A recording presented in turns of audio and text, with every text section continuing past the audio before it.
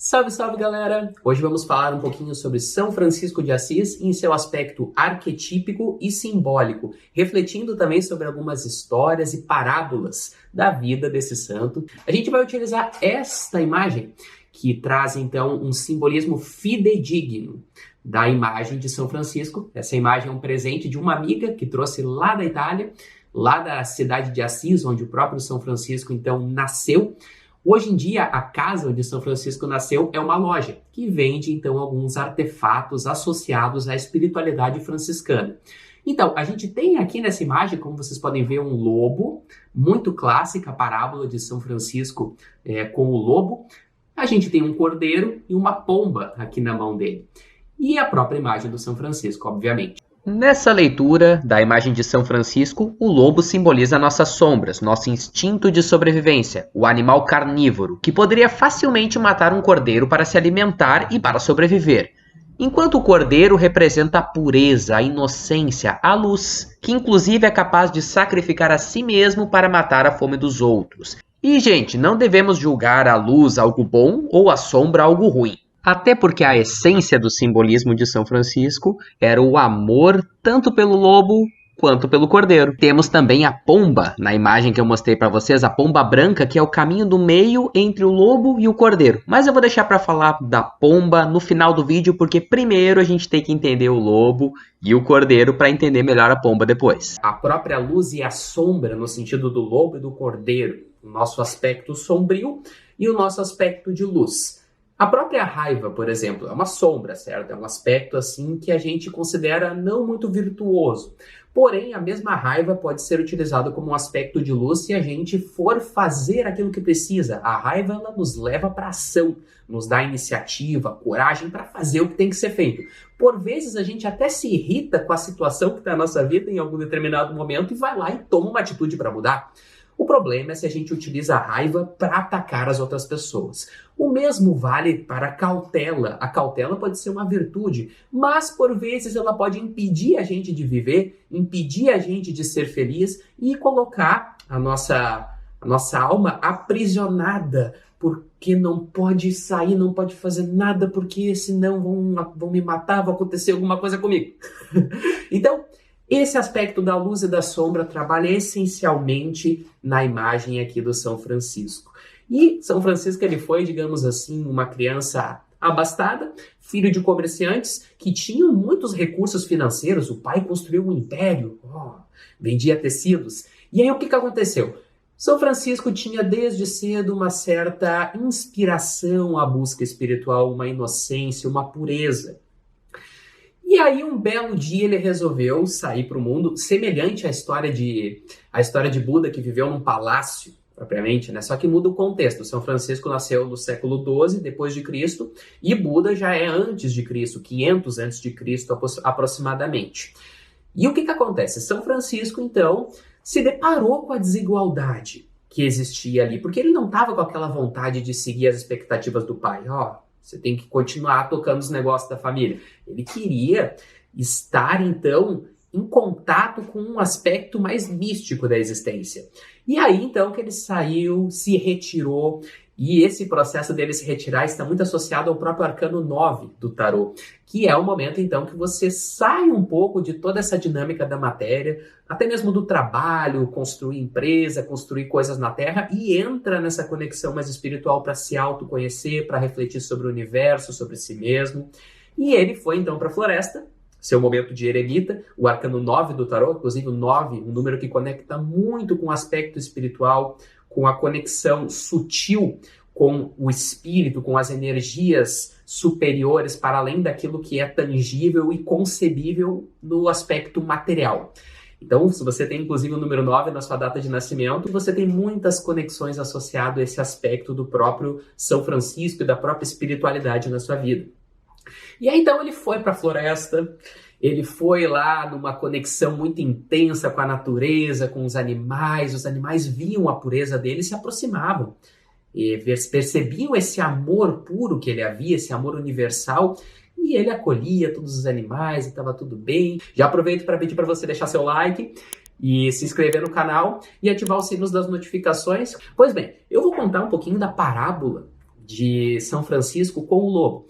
Nessas peregrinações de São Francisco, onde ele ajudava pessoas muito desvalidas, assim, pessoas que estavam em situação muito marginalizada, leprosos, pessoas doentes, que ninguém queria perto, os animais, e ele sempre com essa boa vontade para auxiliar pessoas assim que ninguém sequer ousava olhar. E aí, nesse processo todo, ele foi e encontrou um vilarejo. E nesse vilarejo tinha um lobo. E esse lobo trazia muito medo para todos os moradores desse vilarejo, porque ele não apenas pegava os cordeiros dos pastores, ele também pegava as crianças. E se o adulto tivesse dando sopa, o lobo atacava também. O lobo, ele era assim a personificação, digamos, do mal. Ele é aquele que vinha e destruía os nossos lares, as nossas famílias, a sombra, propriamente. E aí São Francisco chegou nesse vilarejo e todos condenavam o lobo. Esse lobo maligno está aqui assolando o nosso vilarejo, ele está espalhando caos por aqui. E eles estavam querendo se reunir para caçar os lobos. E aí o lobo, ele sempre dava um jeito de vencer eles. Porque quanto mais o ser humano alimentava o mal no lobo, projetando, digamos que o lobo era um bicho ruim, mais o lobo se fortalecia. Toda vez que você aponta o dedo para alguém para dizer, ó, como você é mal, como você é ruim, a maldade desta pessoa aumenta.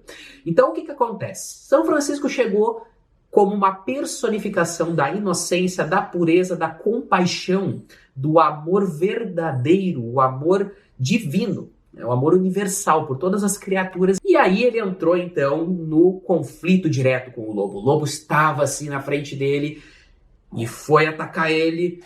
E aí ele fez uma oração e pediu para o lobo, na verdade ele ordenou, inclusive, para ele parar e, com toda a inspiração espiritual, com toda a bondade, com toda a harmonia que havia na presença de São Francisco, o lobo não teve outra escolha a não ser parar, dado o calibre, a intensidade da luz que São Francisco irradiava na sua aura, na sua presença. E aí o que aconteceu? O lobo, ele começou a escutar a oração de São Francisco. E ele começou a se amansar. E aí São Francisco falou uma coisa muito sábia, que é a grande essência, propriamente, desse vídeo. Ele falou assim: eu sei que você se alimentava dos cordeiros, dos pastores, por vezes até das pessoas. Eu entendo que você tinha fome. Muitas vezes, galera, quem faz o mal é apenas o mal que ele expressa, não é porque a sua essência, que é a sua alma, a sua essência que é divina, que é uma fagulha de Deus, não é porque ela é má, é porque ela passou por grande sofrimento, por vezes não teve estrutura, por vezes não tem o que comer, por vezes assim não tem recursos. Por isso que um dos pilares propriamente da espiritualidade franciscana é trazer esse estender da mão ao próximo, para que isso seja propriamente uma forma dele estar em condições físicas, estruturadas, emocionais, para que ele consiga ser um canal do bem também. Porque com fome, por vezes, a gente acaba ficando irritado e descarrega em quem não tem nada a ver. Quem nunca chegou em casa com fome e acabou brigando com a sua esposa, com o seu marido? Enfim, acontece, né? Então, São Francisco, percebendo isso, falou: eu entendo que você sentia fome. A partir daqui eu vou sempre te alimentar. E São Francisco sempre dava comida para ele, cuidava do lobo, ficou um tempo no vilarejo, passou a viver no vilarejo um tempo, sempre cuidando do lobo, e o lobo virou o amiguinho dele. Ó, o lobo virou aqui o parceiro dele. Olha só como o lobo tá mansinho aqui, propriamente, né? E essa imagem ela é muito fidedigna dentro do simbolismo esotérico, né? Porque ela veio da fonte, né? Ela veio lá de Assis mesmo, da galera que está conectada com a espiritualidade franciscana. Então eles esculpiram essa imagem assim, trazendo esse aspecto simbólico. Até as próprias rochas aqui da base, ó, conectam muito com o calçamento dessa cidade chamada Assis. E é bem uma representação histórica mesmo dessa passagem de São Francisco na Terra. E aí o que aconteceu? As pessoas passaram a se inspirar pelo exemplo de São Francisco e começaram a cuidar do lobo, a nutrir ele. Começaram a dar comida para ele e ele se tornou o amiguinho da vila. Por mais, se tornou o guardião da vila. E aí não tinha mais nenhum problema com a presença dele. A questão é, não julgue. Não julgue a pessoa que você considera maldosa. Você não sabe o que ela passou na vida dela. Você não sabe como é que foi a infância dela. Você não sabe como é que foram as estruturas às quais ela nasceu, tanto a nível emocional, a nível ideológico, a nível material, se ela tinha recursos para um desenvolvimento saudável nesses aspectos todos. Então essa é a moral da história. Não julgue, não condene o mal. Por vezes, inclusive, de acordo com uma abordagem da própria psicologia, o mal que a gente está projetando no outro é algo que está dentro de nós de forma reprimida, algo que a gente não é capaz de enxergar dentro de nós e aí acaba projetando fora. Por vezes é mais sábio para o nosso processo de autoconhecimento identificar o mal que estamos vendo no outro e buscar trabalhar em nós mesmos. Então, que sejamos mais compassivos, que não condenemos o mal, que compreendemos que o mal também pode ser um mecanismo de defesa das pessoas que estão em uma situação bem complicada de vida, um mecanismo de sobrevivência. Às vezes a gente ataca o outro porque temos já um medo que o outro nos machuque. Às vezes a gente trai o outro porque temos medo que o outro nos traia.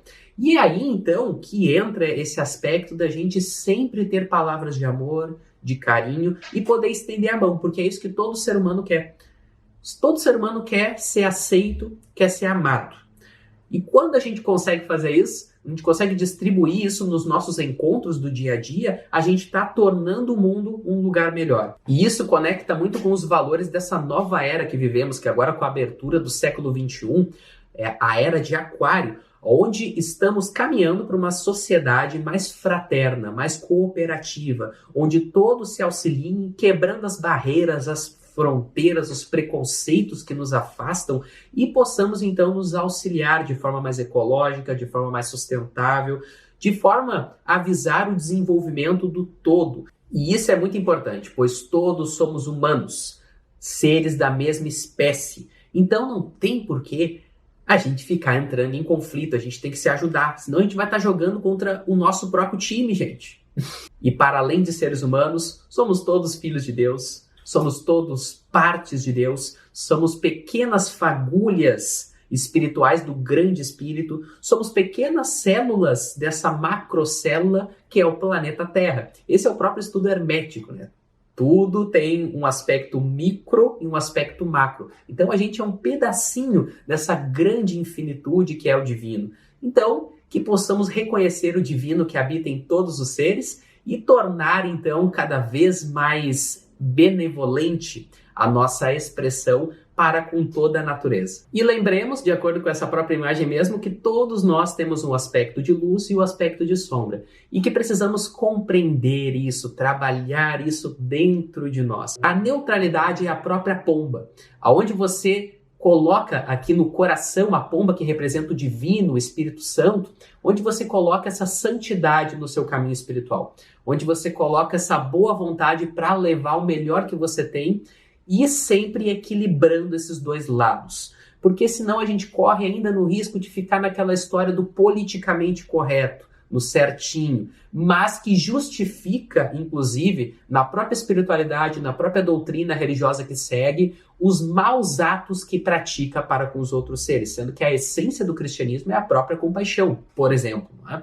Então, é bem importante a gente levar em consideração todos esses aspectos para o desenvolvimento de uma espiritualidade verdadeira e não levar, inclusive, na literalidade os ensinamentos espirituais. Toda vez que você pega e leva na literalidade um ensinamento espiritual, você mata aquele ensinamento espiritual. Por exemplo, está lá no Alcorão que se deve destruir os ímpios.